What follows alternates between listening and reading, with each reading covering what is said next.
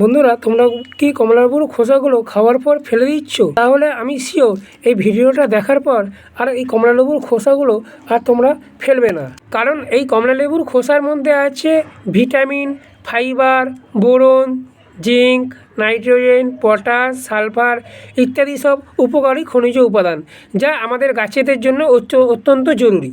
তাহলে চলো এই কমলালেবুর খোসা থেকে কী করে একটা উৎকৃষ্ট মানের জৈব তরল সার তৈরি করা যায় সেটা দেখে নেওয়া যাক।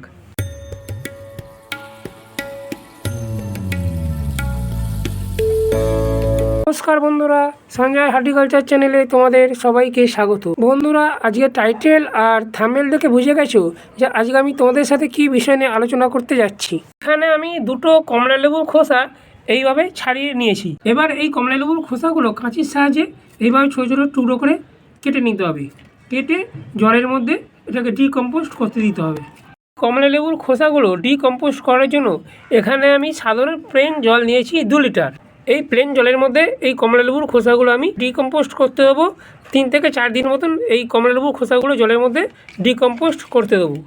করতে দিলে কিন্তু কমলালেবুর খোসার মধ্যে যে পুষ্টিগুণ সেটা এই জলের মধ্যে এসে যাবে। এরপরে এটাকে ভালোভাবে একটা ঢাকা দিয়ে ভালোভাবে এয়ারটাইট করে এই কন্টেনারটাকে একটা ছায়াযুক্ত জায়গায়, যেখানে সূর্যের আলো আসে না, এরকম ছায়াযুক্ত জায়গাতে এটাকে আমি 3 থেকে 4 দিন রেখে দেবো। বন্ধুরা, 3 থেকে 4 দিন কমলালেবুর খোসাগুলো ডিকম্পোস্ট করে নেওয়ার পরে জলের মধ্যে কমলালেবুর যে পুষ্টিগুণ সেগুলো মিশে গেছে। এরপরে এই কমলালেবুর খোসার যে জলটা সেটার মধ্যে আর একটা উপাদান মেশাবো। এটা হলো হলুদ গুঁড়ো। 1 চামচ মতন হলুদ গুঁড়ো এই কমলালেবুর খোসার যে ডিকম্পোস্ট হওয়া জলটা আছে সেই জলের মধ্যে আমি মিশিয়ে দেবো। একটা ছাঁকনির সাহায্যে এই কমলালেবুর খোসার জলটা ভালোভাবে ছেঁকে নেব। তৈরি হয়ে গেল আমার কমলালেবুর খোসার জৈব তরল সার। এটা একদম সম্পূর্ণ এই কমলালেবুর খোসার জলের সাথে আমি আরও 2 লিটার মতন প্লেন জল মিশিয়ে নেব। এই জৈব তরল সারটা অনুষ্ঠান বাড়ির যে কাপ আছে, এরকম অনুষ্ঠান বাড়ির কাপের 2 কাপ মতন আমি আমার 6 ইঞ্চি টব আছে, 6 ইঞ্চি টবের মাটিতে দিয়ে দেবো।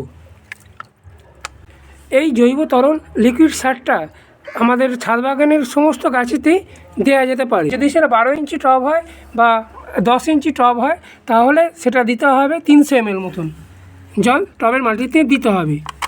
এই জৈব তরল লিকুইড সারটা মাসে 2 বার করে টবের মাটিতে দিতে হবে। দিলেই কিন্তু আমাদের গাছের যে গ্রোথ এবং গাছের যে বৃদ্ধি সেটা খুব তাড়াতাড়ি চোখে পড়ার মতন হবে।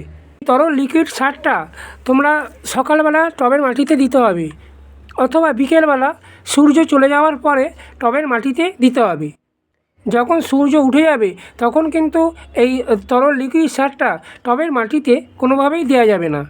শুধু আমাদের ছাদ বাগানের ফুল গাছেতেই নয়, আমাদের ছাদ বাগানের সবজি গাছেতেও এই তরল লিকুইড সারটা দেওয়া যেতে পারে। এই তরল লিকুইড সারটা আমাদের ছাদ বাগানের টবের মাটিতে দিলে টবের মাটিতে কেঁচো, কেন্ন, পিঁপড়ে যেমন আসবে না, সেরকম আমাদের ছাদ বাগানের গাছগুলোর পাতা থাকবে একেবারে সবুজ চকচকে।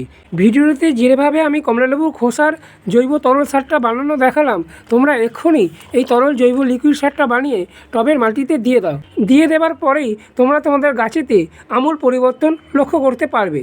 বন্ধুরা, এটা গেল কমলালেবুর খোসা দিয়ে কীভাবে একটা জৈব তরল সার তৈরি করা যায় সেই বিষয়ে আলোচনা। যদি আমার এই ভিডিওটা তোমাদের এতটুকু উপকারে লাগে তাহলে অবশ্যই ভিডিওটাতে একটা লাইক দিও এবং চ্যানেলটাকে সাবস্ক্রাইব করে আমার পাশে থেকো এবং পাশে থাকা যে বেল আইকনটা সেটা প্রেস করে দিও। প্রেস করে দিলে কী হবে, আমি যখন নতুন নতুন ভিডিও আপলোড করব যাতে সহজে তোমাদের কাছে খুব তাড়াতাড়ি পৌঁছে যেতে পারে। সবাই তোমরা ভালো থেকো এবং সুস্থ থেকো। নমস্কার।